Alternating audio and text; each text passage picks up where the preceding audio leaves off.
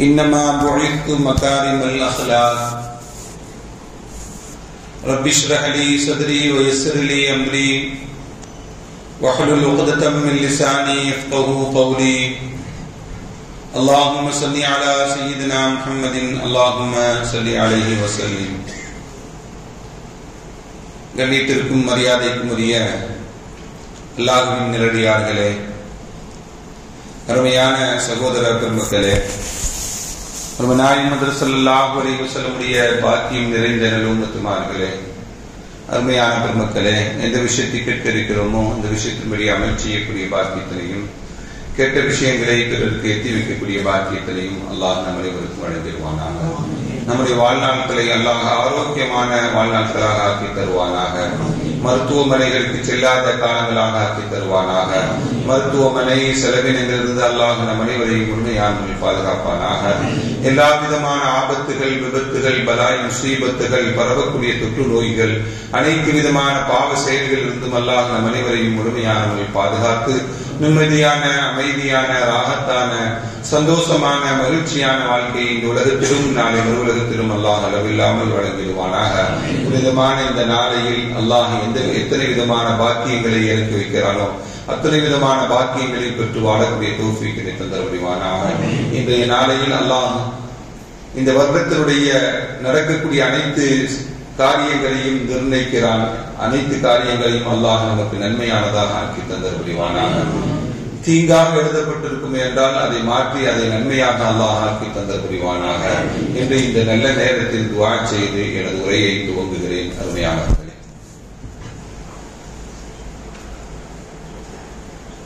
நாம் எல்லாம் ரமலானுடைய மாதத்தை எதிர்பார்த்து கொண்டிருக்கிறோம். ரமலானுடைய மாதம் லைலத்துல் கத்ருடைய இரவை வைத்து, குர்ஆன் இறங்கிய இரவை வைத்து அந்த மாதம் சிறப்பிற்குரியதாக இருக்கிறது. அந்த லைலத்துல் கத்ருடைய இரவுக்கு அடுத்த ஒரு சிறப்பான இரவு அப்படின்னா இந்த பராத், ஷபே பராத்துடைய இரவு தான். அல்லாஹ் இந்த இரவில் எல்லா மனிதர்களுடைய பாவங்களையும் மன்னிக்கிறான். எல்லா மனிதர்களுடைய பாவங்களையும் என்ன பண்றான்? மன்னிக்கிறான். சில நபர்களை தவிர அப்படிங்கிற ஒரு ஹதீஸும் உண்டு. நாமெல்லாம் பாவத்தை வருந்தி நினைத்து அல்லாஹ்விடத்தில் தௌபா செய்து பாவ மன்னிப்பை தேடுகிறாரோ அவருடைய பாவங்களை எல்லாம் அல்லாஹ் மன்னிக்கிறார். எந்த அளவுக்கு அல்லாஹ் பாவங்களை மன்னிக்கிறான் என்றால், ஒரு மனிதர் தன்னுடைய குடும்ப செல்லதா சொல்றாங்க, முற்காலத்தில் ஒரு வாழ்ந்த ஒரு மனிதர், அவரு தன்னுடைய குடும்பத்தார்கிட்ட சொன்னாராம், நான் மௌத்தாகி போயிட்டா என்னை அடக்கம் செய்யாதீங்க. நான் மௌத்தாகிட்டா சொல்லுங்க, அடக்கம் செய்யாதீங்க அப்படின்னு சொல்லி வசியத் செஞ்சிருக்கிறார். அப்ப அடக்கம் செய்ய வேண்டாம் என்றால் என்ன செய்யணும் அப்படின்னா, இந்த உலகத்தில் வாழக்கூடிய சமயத்தில் எந்த நன்மையும் நான் செய்ததில்லை. உலகத்தில் வாழும்போது எந்த நன்மையும் செய்ததில்லை.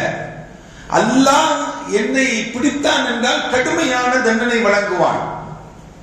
அதனால என்ன அடக்கம் செய்யாதீங்க, என்னை எரிச்சு பாதிய கடல்ல தூக்கி போடுங்க, சாம்பல பாதிய நிலப்பரப்புல தூக்கி விடுங்க அப்படின்னு சொல்லி முடிவு செய்து மரணமும் ஆகிவிட்டான். அவருடைய குடும்பத்தார்களும் அவர் என்ன வசியத் செய்தாரோ அதை என்ன பண்ணிட்டாங்க? எரிச்சு சாம்பலாக்கி பாதிய கடலையும் பாதிய எல்லா பகுதியும் தூவி விட்டுட்டான். அவன் நினைச்சுக்கிட்டான் அவன் ஒரு கற்பனை செஞ்சு வச்சிருக்கான். சில பேர்லாம் சில கற்பனையை செஞ்சு வச்சுக்குவாங்க. என்ன செஞ்சு வச்சிருக்கான்? அல்லாஹ்வினால் ஒன்று சேர்க்க முடியாது. நீ எரிக்கப்பட்டாலும் சரிதான், தண்ணீரில் மூழ்கி ஒன்றுமே இல்லாமல் ஆனாலும் சரிதான், அல்லாஹ் திரும்பவும் உன்னை எழுப்பக்கூடிய ஆற்றல் ரப்புக்கு உண்டு. இருக்கா இல்லையா? இருக்கு, ரப்புக்கு இருக்கு. அது ஈமான், நம்முடைய நம்பிக்கை. அல்லாஹ் எழுப்ப மாட்டான் அப்படின்னு நம்பிக்கை இல்லை அப்படின்னா நம்மகிட்ட ஈமான் இல்லைன்னு அர்த்தம். நம்மகிட்ட ஈமான் இல்லைன்னு அர்த்தம். ஈமான் இல்லாமல் ஆகிவிட்டதுன்னு அர்த்தம். அந்த மனிதர் நினைத்தால் சாம்பலாக ஆகிவிட்டால் அல்லாஹ் நம்மை உருவாக்க முடியாதுன்னு அப்படி ஒரு நம்பிக்கை வச்சிருந்தா நம்மளுக்கு. இறந்தா சாம்பலாக்கி தூக்கி போட்டாச்சு. அல்லாஹ் திரும்பவும் எழுப்பினான். அவனை எழுப்பி கேட்டா, ஏன்பா இப்படி செஞ்ச, ஏன்பா இப்படி செஞ்ச அப்படின்னு கேட்ட பொழுது, லிம ஃபஅல்த, அல்லாஹ் கேட்டா, லிம ஃபஅல்த, ஏன் செய்தாய்? அவன் சொன்னா, மின் ஹஷியத்திக யா அல்லாஹ், உன்னை பயந்துதான் நான் செஞ்சிட்டேன். நான் செஞ்சது உன் தண்டனையை பயந்து விட்டேன். இந்த உலகத்தில் வாழக்கூடிய சமயத்தில் ஒரு நன்மையை கூட நான் செய்யவில்லை, ஒரு நன்மையை கூட செய்யல. அந்த நன்மை செய்யாததன் காரணமாக நீ என்னை தண்டித்து விடுவேன் என்று என பயம் ஏற்பட்டது. அதனால் என்னுடைய குடும்பத்தார்கள் நான் வசிய செஞ்சுட்டு போயிருந்தேன். அது செஞ்சுட்டாங்க. ஒன்னு பயந்துதான் ரப்பு அப்படின்னு சொல்லி சொன்னான். உனக்கு தெரியும்ல ரப்பு, என்னுடைய உள்ளத்தை பார்க்கக்கூடியவன் நீ, நான் எதற்காக வேண்டி செய்தேன் என்பதையும் நீ அறியக்கூடியவனாக இருக்கிறாய் என்று அந்த மனிதர் சொன்னான். அல்லாஹ் என்ன பண்ணா, ஃபகஃபர லஹு, அவனை மன்னிச்சு சொர்க்கத்துக்கு அனுப்பிட்டானாங்க. அல்லாஹ் நம்மையும் மன்னிப்பானாக, பாவமற்றவர்களாக ஆக்குவானாக. அப்பனா இவ்வளவு பெரிய வாழ்க்கையில் ஒரு நன்மையை கூட செய்யாதவனை கூட அல்லாஹ் மன்னிக்கிறான் என்றால் அல்லாஹ் எல்லா பாவங்களையும் மன்னிப்பான். மன்னிக்கக்கூடிய இரவு இது, மன்னிக்கக்கூடிய இரவு. அருமையான பெருமக்களே, அதனால நிறைய பாவ மன்னிப்பு தேடணும் இந்த இரவுல. அல்லாஹ் எல்லா பாவங்களையும் மன்னிக்கிறான். சில பாவங்களை மன்னிக்க மாட்டான். எந்த பாவங்களை எல்லாம் அல்லாஹ் மன்னிக்க மாட்டான் அப்படின்னா, ஷிர்க்க மன்னிக்கிறதே கிடையாது. ஷிர்க் என்ன பண்றது இல்ல, அல்லாஹ் மன்னிக்க மாட்டான். ஏனென்றால் ஷிர்க் என்பது இறைவனுக்கு இணையாக ஒன்றை வைப்பது.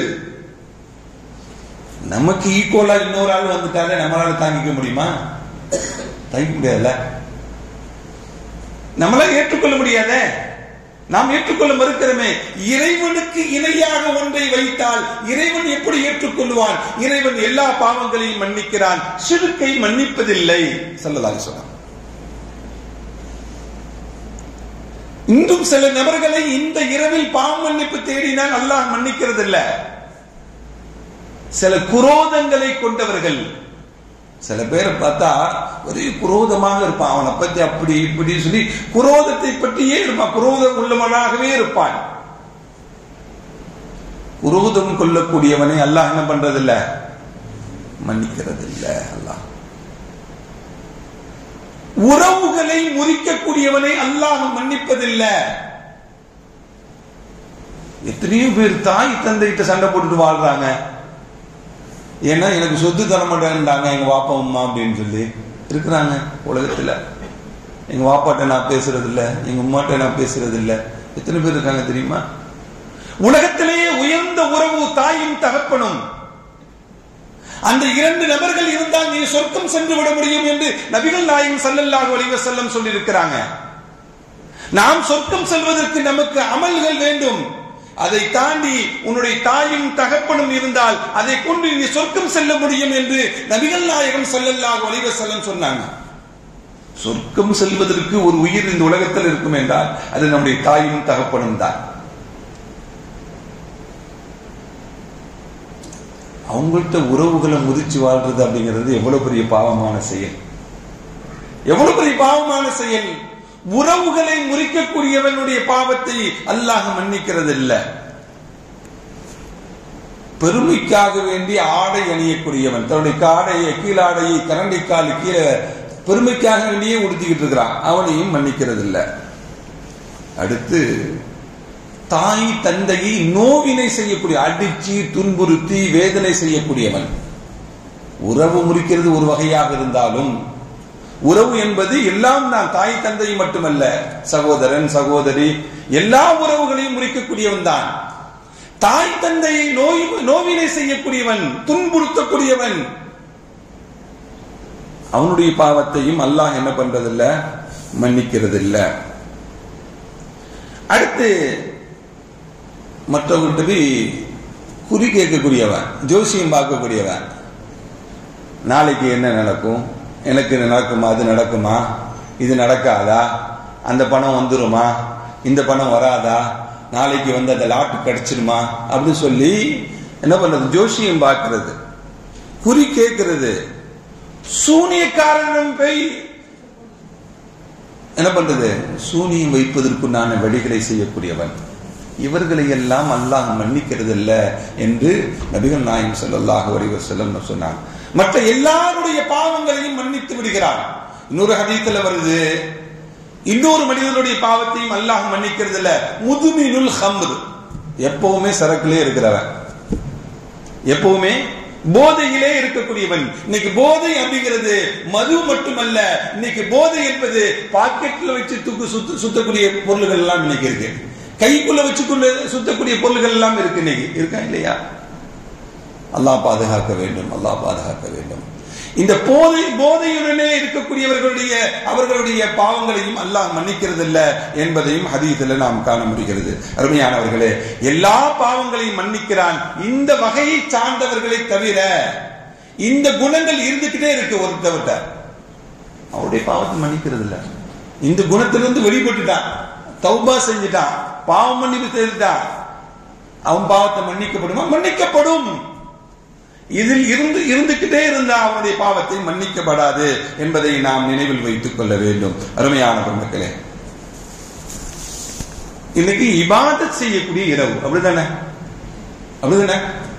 இரவு, இந்த இரவு இபாதத் செய்யக்கூடிய இரவு, பயான் கேட்கிற இரவு அல்ல. லைலத்துல் கத்ர் இரவாக இருக்கட்டும், ஷபே பராத்துடைய இரவாக இருக்கட்டும், எல்லா இரவுகளும் இபாதத் செய்வதற்கு. நமக்கு என்னன்னா ஒரு மணி நேரம் ஒரு என்டர்டைன்மெண்ட் மாதிரி ஏதோ ஒன்று, அஜித் நல்லா சொன்னாரு, இல்ல அவரு ஒரே போர் அடிச்சிச்சு இப்படின்னு நம்ம வெளியே பேசுறவங்க எல்லாம் இருக்கிறாங்க.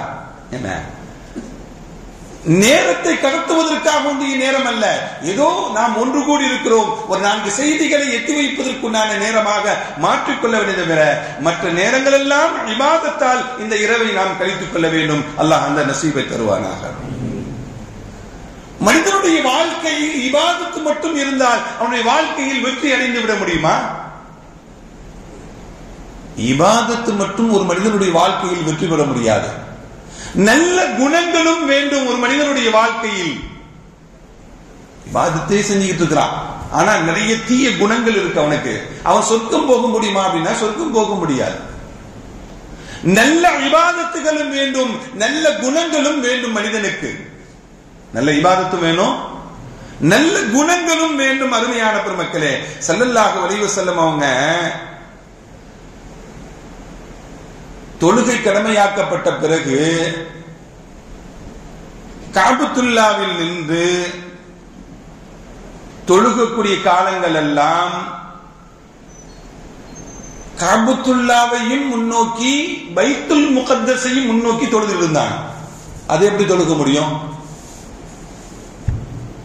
அப்படின்னா, காபத்துல்லாவில் நின்று ஸல்லல்லாஹு அலைஹி வஸல்லம் தொழுகுவார்கள். எந்த திசையை நோக்கி பைத்துல் முகத்தஸ் இருக்கிறதோ அந்த திசையை நோக்கி காபத்துல்லாவில் நின்று தொழுவாங்க. அப்பனா காபத்துல்லாவையும் முன்னோக்கின மாதிரி ஆயிடும், பைத்துல் முகத்தஸையும் என்ன பண்ண மாதிரி ஆயிடும், முன்னோக்கி தொழுத மாதிரி ஆயிடும். மக்காவில் இருந்த காலங்கள் எல்லாம் இப்படிதான் இருந்துச்சு. மதீனாவுக்கு போறாங்க, ஹிஜ்ரத் செஞ்சு மதீனாவுக்கு போன பிறகு இந்த அமலை காபத்துல்லாவை நோக்கி முன்னோக்கி தொழுகுவதும் பைத்துல் முகத்தஸை முன்னோக்கி தொழுகக்கூடிய இந்த நிலை மதீனாவுக்கு போனா அந்த வாய்ப்பு இல்லை. ஏனென்றால் காபத்துல்லா என்பது கூடவே இருக்கு நம்மள்ட்ட, அதை முன்னோக்கி தொழுகிறோம். 4 திசையிலும் நின்று தொழுகலாம், அப்படித்தானே? சுத்தி தொழுகலாம் காபத்துல்லாவில். அது பைத்துல் முகத்தஸ் எந்த திசையை நோக்கி இருக்கிறதோ அங்க நின்று தொழுதாங்க, தொழுக கூடிக்கும். மதீனாவுக்கு போனா காபத்துல்லாவை முன்னோக்கி தொழுக முடியல. யாராட்டி?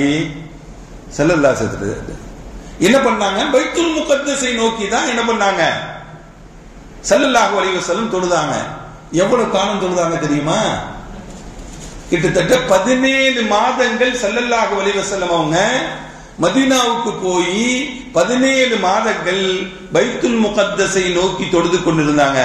தொழுத காலங்கள் எல்லாம் வானத்தை நோக்கி முன்னோக்கி நின்று கொண்டிருப்பாங்க ஸல்லல்லாஹு அலைஹி வஸல்லம். அல்லாஹ்விடத்திலிருந்து நமக்கு மாற்றம் ஏற்படாதா? அல்லாஹ் காபத்துல்லாவை நோக்கி தொழுகுவதற்கு கட்டளையிட மாட்டானா? அல்லாஹ்வுடைய வகை இறங்காதா என்று ஒவ்வொரு நாளும் நபிகள் நாயகம் ஸல்லல்லாஹு அலைஹி வஸல்லம் அவர்கள் காபத்துல்லாவை நோக்கி தொழுக வேண்டும் என்ற ஆசை இருக்கிறது. காபத்துல்லாவை நோக்கி தொழுகுவதற்கு ஆசைப்பட்டாங்க. ஒவ்வொரு நாளும் அல்லாஹ்விடமிருந்து வகியை எதிர்பார்த்தாங்க. அல்லாஹ் குர்ஆன் வசனத்தை இறக்கி வைத்தான். நீங்க காபத்துல்லாவை நோக்கி தொழுது கொள்ளுங்கள் என்று சூரத்துல் பக்ராவில சில வசனங்கள் எல்லாம் அல்லாஹ் அது சம்பந்தமாக இறக்கி வைத்தான். அந்த சமயத்துல மதீனாவில் வாழ்ந்த யூதர்கள் எல்லாம் என்ன பண்ணாங்க தெரியுமா? மதீனாவில் வாழ்ந்த யூதர்கள் எல்லாம் கேலியும் கிண்டலும் பண்ணாங்க ஸல்லல்லாஹு அலைஹி வஸல்லம். இந்த ஒரு பாருப்பா முகமது நேத்து ஒரு திசையை நோக்கி தொழுதாரு, இன்னைக்கு ஒரு திசையை நோக்கி தொழுகிறாரு, நாளைக்கு இன்னொரு திசையை நோக்கி தொழுவார் போலுக்கு, இப்படி கேலியும் கிண்டலும் பண்ணி இருந்தாங்க, வெறுப்பேத்தி இருந்தாங்க. அல்லாஹ் என்ன பண்ணா தெரியுமா? குர்ஆன் வசனத்தை இறக்கி வைத்து அல்லாஹ் அவர்களுக்கு விடை தேடி கொடுத்தான். என்ன வசனத்தை அல்லாஹ் இருக்கிறான்? அந்த குர்ஆனுடைய வசனம் என்ன சொல்லுகிறது அப்படின்னா, அருமையான பெருமக்களே, அந்த குர்ஆனுடைய வசனத்தை அல்லாஹ் இறக்கி வைத்து சொன்னான், லைஸல் பிர்ரு அன் துவல்லு வுஜூஹக்கும் கிபலல் மஷ்ரிக் வல் மக்ரிப். அந்த குர்ஆன் வசனம் என்னதான் சொல்லுகிறது? நீங்க கிழக்கிலும் மேற்கை பக்கமும் உங்களுடைய முகங்களை நீங்க திருப்பிக் கொள்றதுனால அது நன்மையாக ஆகிறது. இங்க திருப்புவதனால இப்படி திருப்பி அங்க திருப்புவதனால், முகங்களை திருப்புவதனால் எந்த நன்மைகளும் இல்லை. எது நன்மை? முகங்களை திருப்புவதனால் நன்மை இல்லை. எதுதான் நன்மை? மன் ஆமன பில்லாஹி, அல்லாஹ்வை ஈமான் கொள்வது நன்மை, அல்லாஹ்வை ஏற்றுக்கொள்வது நன்மை. வல் யௌமில் ஆகிரி, மறுமை நாளை ஏற்றுக்கொள்வது நன்மை. வல் மலாயிகதி, வானவர்களை ஏற்றுக்கொள்வது நன்மை. வகுத்துபிஹி, அவன் இறக்கி வைத்த வேதத்தை நம்புவது. வருசுலிஹி வன் நபியீன, நபிமார்களை ஏற்றுக்கொள்வது. இப்படின்னு சொல்லி அல்லாஹ் சில விஷயங்களை எல்லாம் சொல்லி அடுத்து சொல்லுவான். அருமையான பெருமக்களே, வஆத்தல் மால அலா ஹுப்பிஹி, வஆத்தல் மால அலா ஹுப்பிஹி, தன்னிட்ட இருக்கக்கூடிய செல்வங்களை பிறருக்கு வழங்குவது. அல்லாஹ்வை யாரெல்லாம் நேசிக்கிறார்களோ, அல்லாஹ்வை யாரெல்லாம் பிரியப்படுகிறார்களோ அவர்களுக்கு தன்னுடைய செல்வங்களிலிருந்து என்ன பண்றது? கொடுக்கிறது, கொடுத்து உதவுவது. வஆத்தல் மால் அலா ஹுப்பிஹி ذوில் குர்பா, மற்றவங்களுக்கு உதவி செய்யறதுல அல்லாஹ்வை நேசிக்கக்கூடியவங்களுக்கு கொடுக்கணும். அடுத்து ذوில் குர்பா, உறவினர்களுக்கு கொடுக்க வேண்டும். யாருக்கு? உறவினர்களுக்கு கொடுக்கணும். வல் யதாமா, யதீம்களுக்கு கொடுக்கிறது. வல் மசாகீன், ஏழைகளுக்கு கொடுக்கிறது. வபனஸ் சபீல், வழிப்போக்கர்கள், வபனஸ் சபீல் வழிப்போக்கர்களுக்கு கொடுக்கிறது. அப்படின்னு சொல்லி அல்லாஹ் என்ன பண்றான்? ஈமானுடைய நிலையை அல்லாஹ் ஏற்றுக்கொள்வது, மறுமை ஏற்றுக்கொள்வது, நபிமார்களை ஏற்றுக்கொள்வது, அவனுடைய வேதத்தை ஏற்றுக்கொள்வது, ஈமானுடைய நிலையை சொன்னா, அதுக்கடுத்து சமூகம் சார்ந்த பிரச்சனையை சொல்றான். அல்லாஹ்வை நேசித்து வாழக்கூடியவர்களுக்கு உதவி செய்யுங்க, உறவுகளுக்கு உதவி செய்யுங்க, ஏழைகளுக்கு உதவி செய்யுங்க, யதீம்களுக்கு உதவி செய்யுங்க. சமூகம் சார்ந்த அமலை சொல்லித்தர அல்லாஹ். வெறும் தஸ்பீஹ் பிடித்து திக்ர் செய்வது மட்டும் அமல் அல்ல. எதுதான்? பிறருக்கு உதவி செய்வதும் தான், பிறருடைய கஷ்டத்தை போக்குவதும் தான், பிறருடைய சிரமங்களை போக்குவதும் தான். எது? அதுவும் இபாதத் என்று குர்ஆன் நமக்கு சொல்லி காட்டுகிறது. அருமையான பெருமக்களே, அடுத்து அல்லாஹ் சொல்லுவான், وَأَقَامَ-الصَّلَاةَ وَآتَى-الزَّكَاةَ. அதுக்கு பிறகு அல்லாஹ் தொழுகையை நிலைநாட்டுங்கள்ங்கறான். அதுக்கு பிறகு ஜகாத் கொடுங்க அப்படிங்கறான். வாக்குறுதியை நிறைவேற்றுங்க அப்படிங்கறான் அல்லாஹ். மேல உதவி செய்ய சொன்ன அல்லாஹ் யாருக்கெல்லாம்? அல்லாஹ்வை நேசிக்கக்கூடியவர்களுக்கு உதவி செய்யணும், உறவுகளுக்கு உதவி செய்யணும், யதீம்களுக்கு உதவி செய்யணும், வழிபோக்கர்களுக்கு உதவி செய்யணும். இதெல்லாம் உதவி என்று சொல்லிவிட்டு அல்லாஹ் தொழுகையை நிலைநாட்ட வேண்டும், ஜக்காத்தை கொடுக்க வேண்டும். அப்படின்னா என்ன? ஜக்காத் என்பது வேற, உதவி செய்வது என்பது வேற. இன்னைக்கு யாராவது ஒரு உதவின்னு போயிட்டாலே அந்த ஜக்காத்துடைய ஃபண்ட்ல இருந்து எடுத்து கொடுக்கறேன்னு தான் சொல்றாங்க. எல்லாத்துக்கும் கொடுக்கலாமா ஜக்காத்த? ஒரு பள்ளிவாசல் கட்டுறதுக்காண்டி ஒருத்தவங்க வந்து கேட்கிறாங்க, ஜக்காத்துல இருந்து கொடுக்கலாமா? கொடுக்க கூடாது. ஒரு ஆள் ஜக்காத்து வாங்குறாரு, ஜக்காத்து கொடுக்கிறாரு, ஆனால் அவருக்கு சில கஷ்டங்கள் இருக்கு. ஜக்காத்து கொடுக்கக்கூடிய நிலையில தான் இருக்கிறார், ஆனா சில தேவைகள் இருக்கு அவனுக்கு. அது அவருடைய தேவையை ஜக்காத்தை கொண்டு நிறைவு செய்ய முடியுமா அப்படின்னா, ஜக்காத்து கொடுக்கக்கூடியவர்களுக்கு ஜக்காத்து கொடுக்க முடியாது. என்ன பண்ண முடியாது? ஜக்காத் யாரெல்லாம் கொடுக்கிறாங்களோ அவங்களுக்கு போய் ஜக்காத்துடைய ஃபண்டை கொடுக்க முடியாது. ஜக்காத்தை யாருக்கு தான் கொடுக்க வேண்டும்? ஜக்காத்தை கொடுப்பதற்குண்டான பட்டியலை அல்லாஹ் தனியா ஒரு பட்டியலை சொல்றான். அவர்களுக்கு தான் கொடுக்க வேண்டும், எல்லாருக்கும் ஜக்காத்து கொடுக்க கூடாது. உதவி செய்யறங்கிற பேர்ல ஜக்காத்தை எல்லாத்துக்கும் கொடுத்துடக்கூடாது. ஜக்காத்தை யாருக்கு கொடுக்க வேண்டுமோ அவர்களுக்கு தான் கொடுக்க வேண்டும். உதவி என்பது எல்லோருக்கும் செய்ய வேண்டும், யார் கேட்டாலும் செய்யணும். உதவி என்பது வேற, ஜக்காத்து கொடுப்பது என்பது வேற என்பதை இந்த குர்ஆன் வசனம் நமக்கு என்ன பண்ணுது? சொல்லி காட்டுகிறது. இந்த குர்ஆன் வசனம் என்ன சொல்லுது? இபாதத்தை சொல்லி காட்டுகிறது, சமூகம் சார்ந்த பிரச்சனைகள் சொல்லி காட்டுகிறது. சமூகம் சார்ந்த பிரச்சனைகள் அப்படின்னா ஏழைகளுக்கு உதவி செய்யறது, இதெல்லாம் சமூகம் சார்ந்த பிரச்சனை. ஒரு ஆள் பசியா இருக்கிறான், ஒரு ஊரே பசியா இருக்கு, அவங்களுக்கு போய் உதவுறது, அந்த சமூகத்தை தத்தெடுப்பது. படிப்பதற்கு ஒரு கிராமமே படிக்கிறதுக்கு வசதி இல்லாம இருக்கிறாங்க, பள்ளிக்கூடங்கள் இல்லாம இருக்கு, ஏற்படுத்தி கொடுக்கிறது. இதுவும் இறந்துதான், இதுவும் இபாதத்தில் கட்டுப்பட்டதுதான், இதுவும் இபாதத்தில் கட்டுப்பட்டதுதான். இந்த நல்ல குணங்கள் எல்லாம் நம்முடைய வாழ்க்கையில் வேண்டும். உதவி செய்ய வேண்டும் என்ற எண்ணம் உள்ளங்களில் வேண்டும். உதவி செய்யற அப்படிங்கிற எண்ணம் நம்முடைய உள்ளங்களில் வேண்டும்.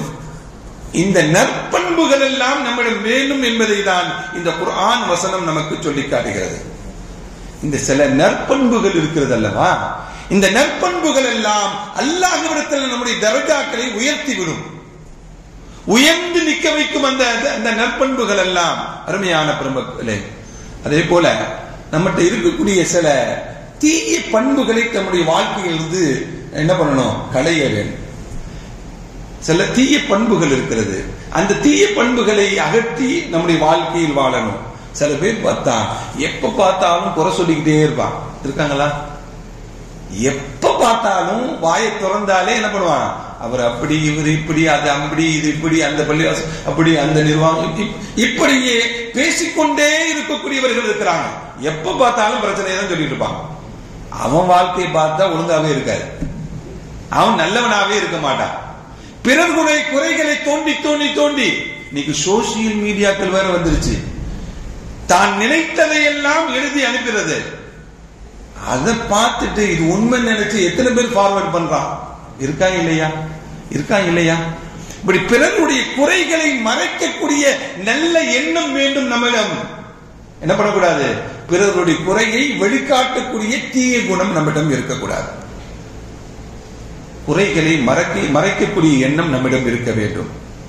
அல்லாஹ்வுடைய பெயர்கள் இருக்கிறதுல அஸ்மாவுல் ஹுஸ்னா, அஸ்மாவுல் ஹுஸ்னா அல்லாஹ்வுடைய திருநாமங்கள் இருக்கிறது அல்லவா, அந்த திருநாமங்களில் உள்ளதுதான் முஹ்யி அப்படிங்கிறது.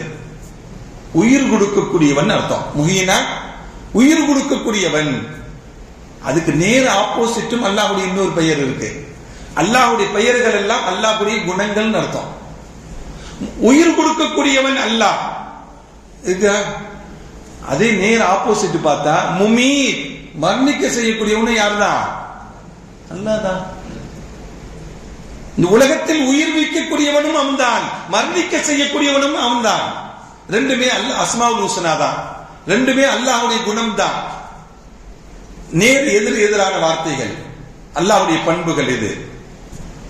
அதே போல இன்னொரு அல்லாஹ்வுடைய அஸ்மாவுல் ஹுஸ்னால இருந்து ஒரு பெயர் முஇஸ், கண்ணியம் வழங்கக்கூடியவன்.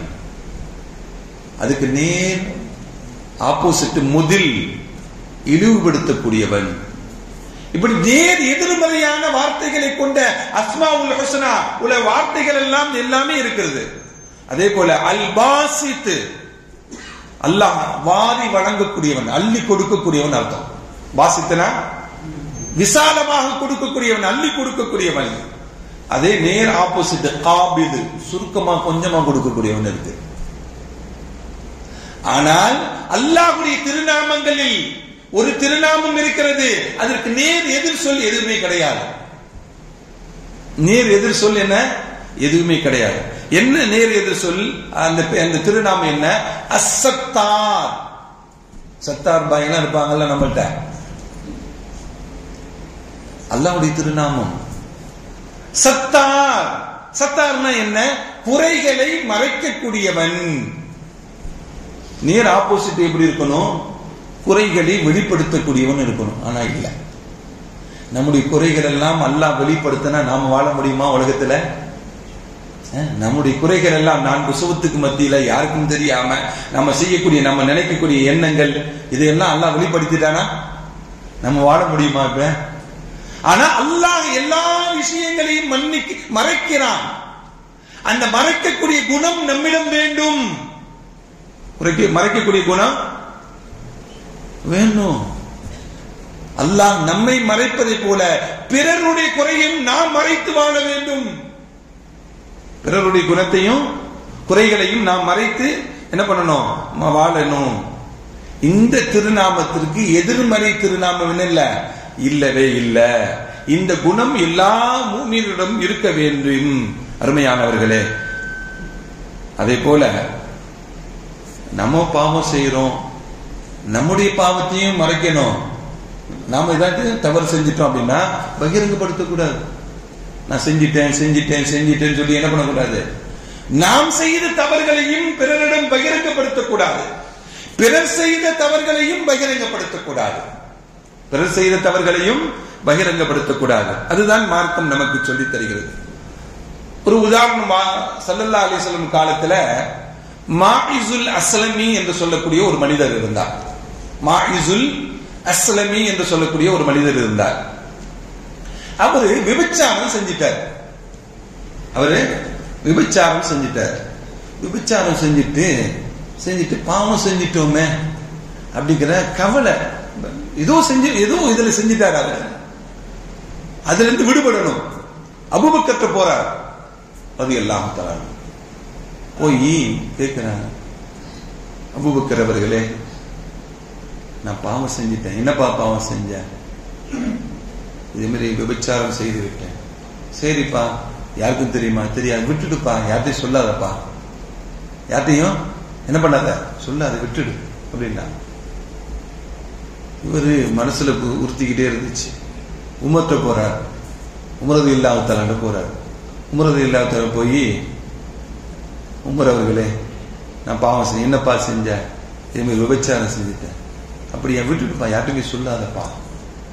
யாரிடம் போனாலும் எல்லோரும் மறைத்து விடுங்கள், யாரிடமும் சொல்லாதீங்கன்னு சொன்னாங்க. இவருடைய நெருங்கிய நண்பர் ஒரு ஆள்கிட்ட போறார். இவருடைய நெருங்கிய நண்பரிடம் போறார். பா, பெரும்பாவத்தை செஞ்சுட்டுப்பா, விபச்சாரம் என்பது பெரும்பாவம். நீ ரசூலுல்லாஹ்ட்ட சொல்லி அதுக்குண்டான தண்டனை வாங்கிட்டீங்கன்னா அந்த பாவங்கள் மன்னிக்கப்பட்டுடும் அப்படின்னு சொல்லி அவர் ஒரு ஆலோசனை சொல்றார். எல்லோரும் மறைக்க சொன்னார்கள். தன்னுடைய நெருங்கிய நண்பர் மட்டும் ரசூலுல்லாஹ்விடம் போய் சொல்லு என்று ஆலோசனை சொன்னார். நேரா ரசூலுல்லாஹ்ட்ட மாயிஸ் இப்னு அஸ்லமி போறார். யா ரசூலுல்லாஹ், நான் பாவம் செஞ்சிட்டேன் யா ரசூலுல்லாஹ். அப்படியாப்பா, அல்லாஹ் மன்னிச்சிருவோம் போப்பா அப்படிங்கிறாங்க. இல்ல ரசூலுல்லாஹ், நான் அப்ப செஞ்சிட்டேங்கிறார். திரும்பவும் சொல்றார். ஸல்லல்லாஹு அலைஹி வஸல்லம் அவருக்கு தண்டனையை நிறைவேற்றுவதற்கு சொல்லிட்டாங்க. விபச்சாரத்துக்குண்டான தண்டனை என்பது அது நிறைவேற்றப்பட்டு விட்டது.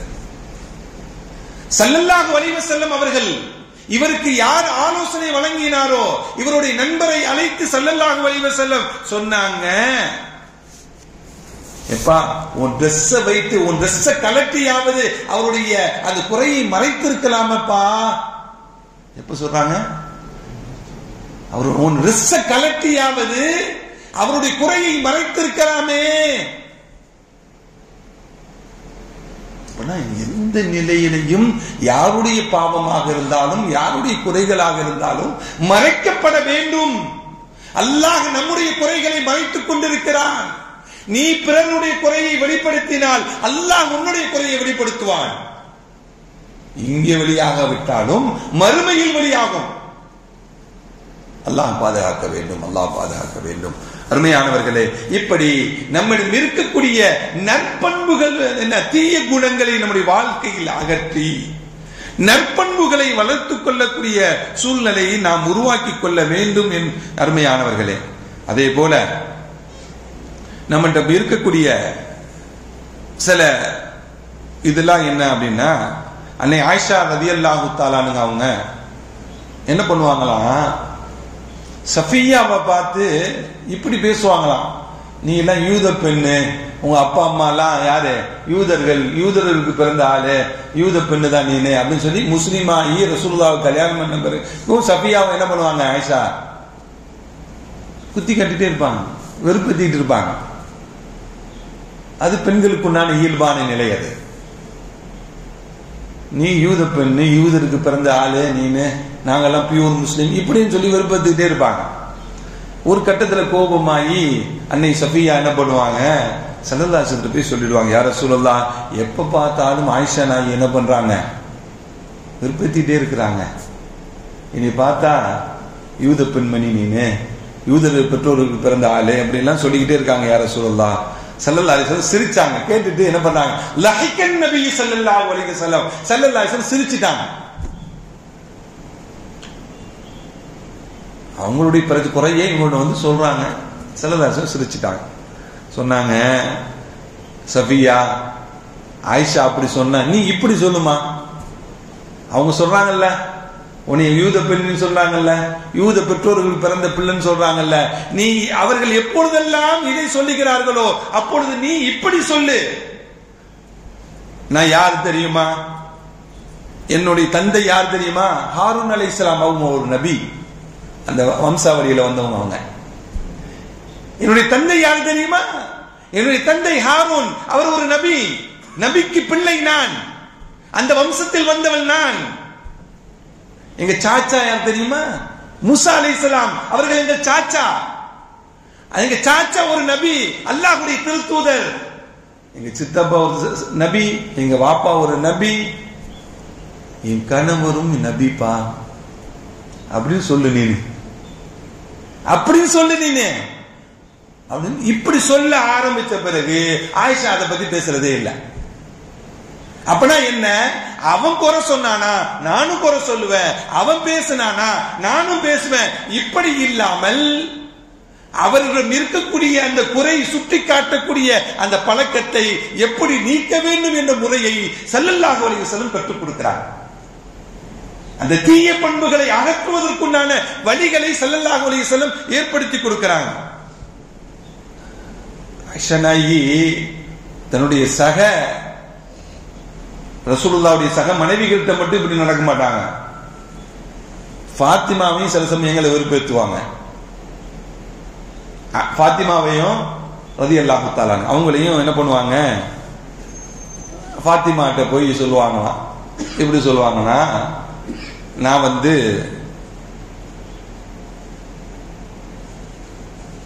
உங்க அம்மா ரசூலுல்லாஹ்க்கு வந்து விதவையா தான் இருக்கும் பொழுதுதான் ரசூலுல்லாஹ் கல்யாணம் பண்ணினாங்க, விதவையா தான் ரசூலுல்லாஹ் என்ன பண்ணாங்க, என்ன திருமணம் முடிக்கும் பொழுது நான் எங்க கையில இருந்தேன், இளம் பெண்ணாக இருந்தேன், நானு இளம் பெண்ணாக இருக்கக்கூடிய நிலையில என்னை திருமணம் பண்ணாங்க, உங்க அம்மா கிழவியா இருக்கும் போது ரசூலுல்லாஹ் கல்யாணம் பண்ணாங்க, உங்க அம்மா கிழவிதான், நான் எங்கு அப்படின்னு சொல்லி இப்படி வெறுப்பேற்றுவாங்க அவங்க அம்மாவை சொல்லி. ஒரு கட்டத்துல ஃபாத்திமா ரலியல்லாஹு தஆலா அவங்களும் ரசூலுல்லாஹ்ட்ட போறாங்க. யா ரசூலுல்லாஹ், உம்முல் மோமினின் ஆயிஷா ரலியல்லாஹு தஆலா அவங்க இப்படி எல்லாம் எங்க அம்மாவை பத்தி கொஞ்சம் தரம் குறைந்து பேசுறாங்க, குத்தி காட்டி பேசுறாங்க.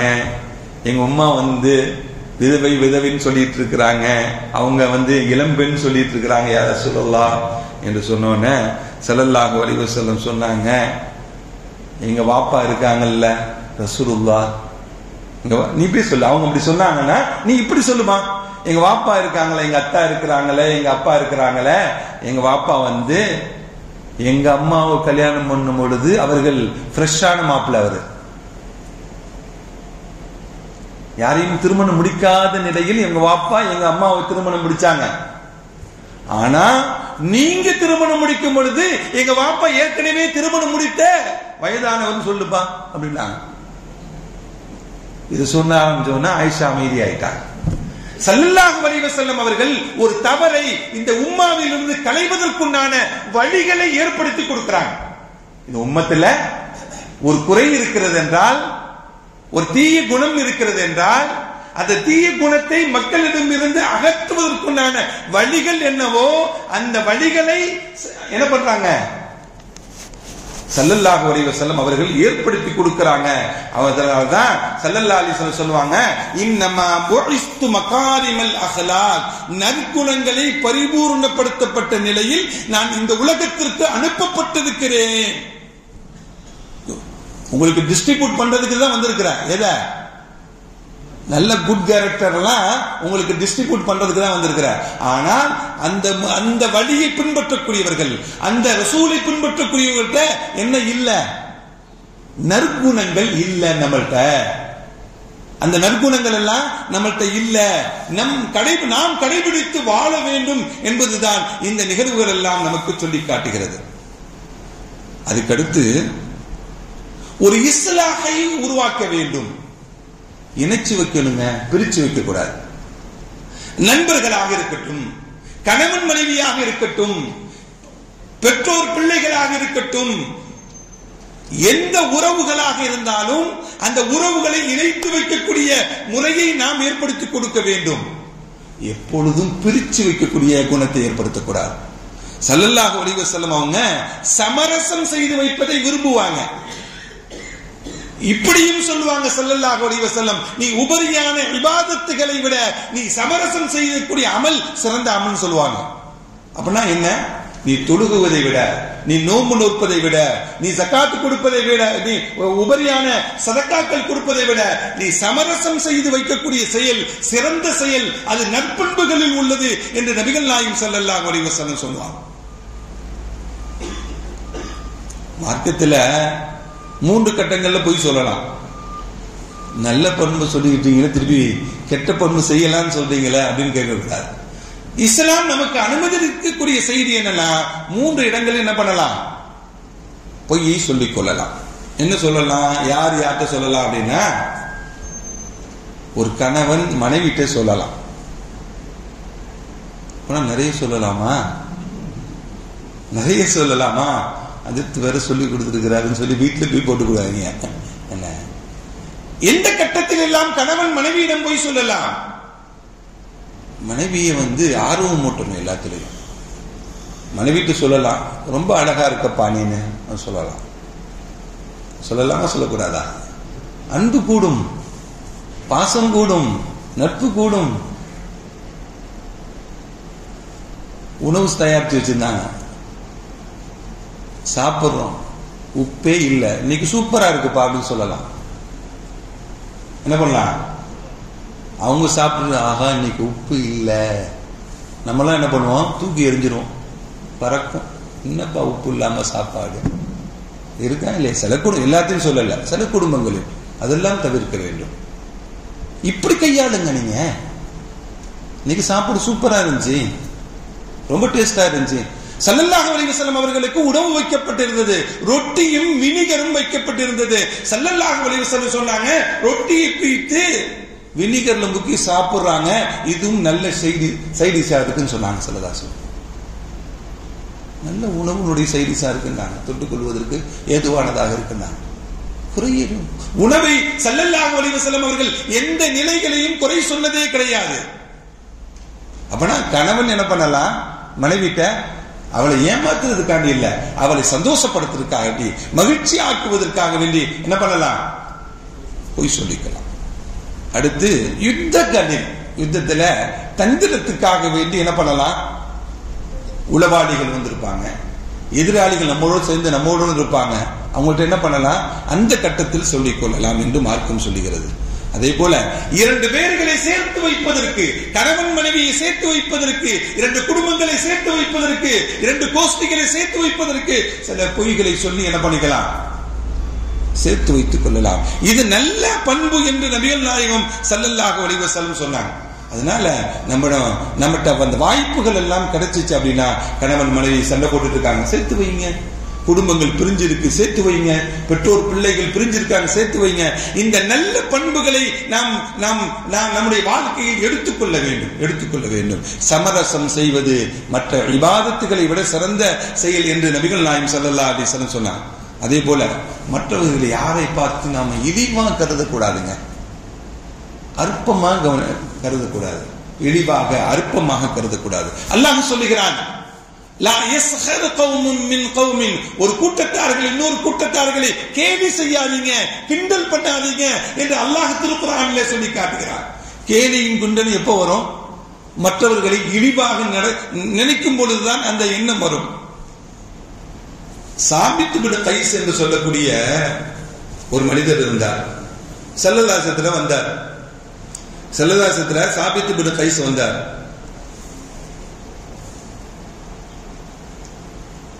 ஸல்லல்லாஹு அலைஹி வஸல்லம் அவை நடக்குது. வந்தவர் இடத்தை தேர்ந்தால் இடமே இல்லை, இடம் தேர்ந்தாரு, முன்னாடி பகுதியில் இடமே இல்லை. ரசூலுல்லாஹ் கவனிச்சுக்கிட்டே இருக்கிறாங்க. இவரை ஒரு ஆளை போய் அவரை கிளப்பிட்டு அந்த இடத்துல உட்கார்ந்து முடிவு பண்ணிட்டார். உன் பேர் என்னப்பான்னு கேட்கிறார், உங்க அப்பாவுடைய பேர் என்னப்பான்னு கேட்கிறார், உங்க அம்மாவுடைய பேர் என்னப்பான்னு கேட்கிறார். இப்படி ஒண்ணு விசாரிக்க ஆரம்பிச்சோன்னா ரசூலுல்லாஹ் புரிஞ்சிட்டாங்க. சாபித் பின் கைஸ கூப்பிட்டு, உனக்கு எங்க இடம் காலியா இருக்கும் அங்க போய் உட்கார்ந்துக்கப்பா, அவருக்குண்டாத. இவர் என்ன சொல்ல வர்றாருன்னா, சபையில் சப்தம் விட்டு உங்க தந்தை யார், உங்க அம்மா யாரு இதெல்லாம் விசாரிக்கும் பொழுது அவங்களுடைய தாயார் கொஞ்சம் வழிதவறியவர்கள், அதை பகிரங்கப்படுத்த நினைச்சார், அவருடைய குறையை வெளிப்படுத்த வேண்டும் என்று நினைச்சார். ஸல்லல்லாஹு அலைஹி வஸல்லம் புரிந்து கொண்டு அவரை என்ன பண்றாங்க, அப்புறப்படுத்தி நீ எங்க இடம் இருக்கோ அங்க போய் என்ன பண்ண, நீ உட்கார்ந்துக்கோப்பா அப்படின்னு சொல்லி ஒரு குறை வெளியாகுவதற்கு முன்பாக அதை கண்டுபிடித்து என்ன பண்றாங்க ஸல்லல்லாஹு அலைஹி வஸல்லம், அது நடக்காமல் இருப்பதற்குண்டான வழிவகைகளை ஸல்லல்லாஹு அலைஹி வஸல்லம் ஏற்படுத்துறாங்க. அதனால நமக்கு மத்தியில யாரும் யாரையும் இழிவாக கருத வேண்டும் என்ற நிலை இல்லை. மார்க்கத்தில் எந்த உயர்வுகளும் யாருக்கும் கிடையாது. ஒரு மனிதன் வசதியாக இருப்பதனால் உயர்ந்த நிலையை அடைந்து விட முடியுமா அல்லாஹ்விடத்துல? ஒருவன் வெள்ளையாக இருப்பதனால் உயர்ந்த நிலையை அடைய முடியுமா? ஒருத்தன் கருப்பா இருப்பதனால தாழ்ந்த நிலையை ஆகிடுவானாவ? இஸ்லாத்தில் யாருக்கும் எந்த ஏற்றமும் இறக்கமும் கிடையவே கிடையாது. இஸ்லாம் சமத்தை சொல்லித் தருகிறது, சமநீதியை சொல்லித் தருகிறது. அல்லாஹ் ஸல்லல்லாஹு அலைஹி வஸல்லம் சொன்னாங்க.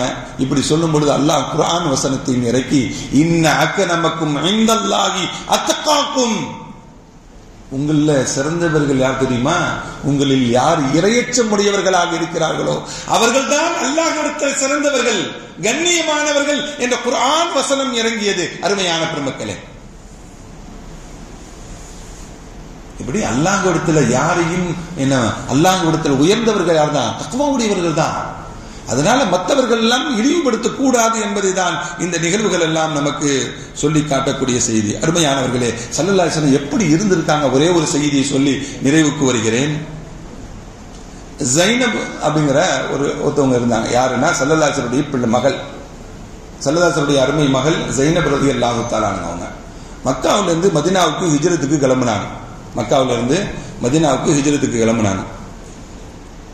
மக்காவிலிருந்து மதீனாவுக்கு கிளம்ப சமயத்தில் மக்காவிலிருந்து கிளம்பி வந்துட்டு இருக்காங்க. ஹப்பாப் இப்னு அஸ்வத் என்று சொல்லக்கூடிய ஒரு முஷ்ரிக், அவன் என்ன பண்றான், ஜைனப குதிரையிலிருந்து கீழே தள்ளி விட்டுறான். குதிரையிலிருந்து என்ன பண்றான், கீழே தள்ளி விட்டுறாங்க. தள்ளி விட்டு கடுமையான காயம். எப்படியோ மதீனாவுக்கு வந்து சேர்ந்துட்டாங்க. ஒரு கட்டமா சேர்ந்தாலும் எந்த காயம் ஏற்பட்டு அவர்களுக்கு நோவினை ஏற்பட்டுச்சோ அதிலேயே கடந்து அப்படியே மரணமாயிட்டாங்க. ஸல்லல்லாஹு அலைஹி வஸல்லம் அருமை மகள் ஸைனப் ரலியல்லாஹு தஆலா அன்ஹா. ரசூலுல்லாஹ்வுடைய உள்ளம் எவ்வளவு வலிச்சிருக்கும். தான் மக இறந்து போச்சு ஒரு மனிதரால் அப்படின்னா எவ்வளவு வலிச்சிருக்கும் ரசூலுல்லாஹ்க்கு. இதே ஸல்லல்லாஹு அலைஹி வஸல்லம் அவங்க என்ன பண்றாங்க அப்படின்னா, ஃபத்ஹு மக்கா ஹிஜ்ரி 8ஆம் ஆண்டு மதீனாவுக்கு போய் மதீனாவுக்கு போய் 8வது வருஷத்துல ஃபத்ஹு மக்கா கிடைக்குது.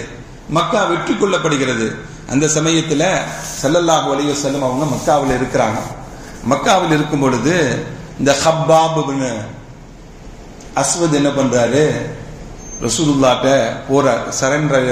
அஸ்ஸலாமு அலைக்க யா நபி அல்லாஹ், அல்லாஹ்வின் தூதர் ஸல்லல்லாஹு அலைஹி வஸல்லம் அவர்களே அஸ்ஸலாமு அலைக்கும் சொல்றார்.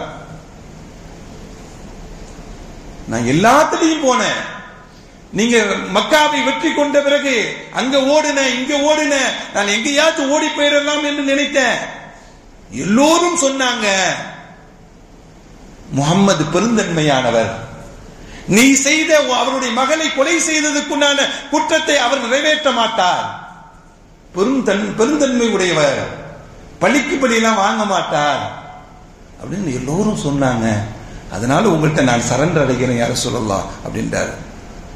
என்னை மன்னிச்சிடுவீங்களா, என்னை மன்னிச்சிடுவீங்களா யார சொல்லலாம் அப்படின்னு சொன்னார். சொன்னாங்க உன்னை மன்னிச்சுட்டேன் போப்பா அப்படின்னாங்க. உடனே அஷ்ஹது அல்லா இலாஹ இல்லல்லாஹ் வ அன்ன முஹம்மது ரசூலுல்லாஹ் என்னும் கலிமாவை உடனே சொன்னார். ஹப்பா தாம் மகனை கொலை செய்தவரை கூட ஸல்லல்லாஹு அலைஹி வஸல்லம் அவர்கள் மன்னித்து வாழ்ந்தார்கள் அப்படின்னா, மன்னித்த வார்த்தை வெளிவந்தவுடன் அவர் கலிமாவுடைய வார்த்தை வெளிவருகிறது. என்ன நற்பண்பு!